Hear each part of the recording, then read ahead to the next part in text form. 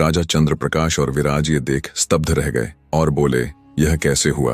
धनंजय हंसा और बोला, जिस क्षण से तुम तीनों इस हवेली में आए थे, मेरी दृष्टि तुम पर तीनों पर ही थी। क्या तुमने सच में सोचा कि मैं अपनी प्रेमिका का उपचार किन्हीं अजनबियों पर छोड़ दूंगा? मेरा असली वैद्य तो पहले ही उसका उपचार कर रहा था। तुम्हारा यह स्वस्थ होने का नाटक मैंने ही चलने दिया, ये देखने के लिए कि तुम वास्तव में चाहते क्या हो। और फिर मेरा संदेह विश्वास में तब बदला जब इस गुरु बने ढोंगी ने संपूर्ण हवेली का निरीक्षण किया। जैसे ही तुम दोनों तहखाने की ओर बढ़े, उसने नागराज की ओर घृणा से देखा और कहा, मेरे सैनिकों ने इस मायावी वैद्य को पकड़ लिया और तुम दोनों चूहों की तरह सीधे मेरे जाल में आ फंसे। सेठ धनंजय ने अपने सैनिकों को आदेश दिया, तो तुम वैद्य नहीं शत्रु हो। तुम तीनों का इतना दुस्साहस। सैनिकों, इन तीनों को बंदी बना लो और उसी तहखाने में फेंक दो जहां हमने ऐसे ही सैकड़ों चूहे बंदी बना रखे हैं। सैनिकों ने तीनों को बंदी बना लिया। आशा की वह किरण जो सफलता के इतने निकट थी, अब घोर निराशा में बदल चुकी थी। तहखाने के अंधकार में सेठ धनंजय ने उनका उपहास उड़ाया और कहा, कल प्रातः तुम तीनों का सिर धड़ से अलग कर दिया जाएगा।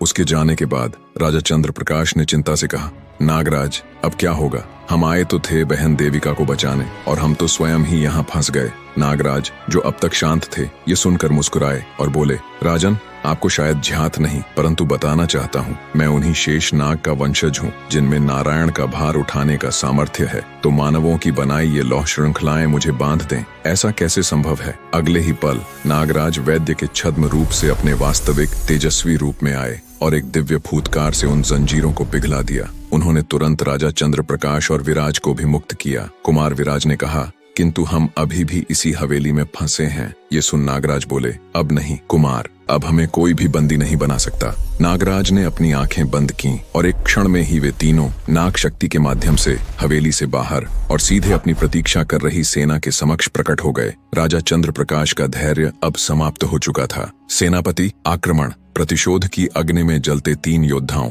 राजा चंद्रप्रकाश, शक्तिशाली नागराज और वीर राजकुमार विराज ने सेठ धनंजय की हवेली पर एक प्रलयंकारी आक्रमण कर दिया। उधर अपने मित्र सेठ धनंजय पर हुए इस आकस्मिक आक्रमण की खबर जब राजा सूर्यकांत को मिली, जिन्होंने रानी देविका को मृत्युदंड दिया था, तो वह अत्यंत क्रोधित हुए।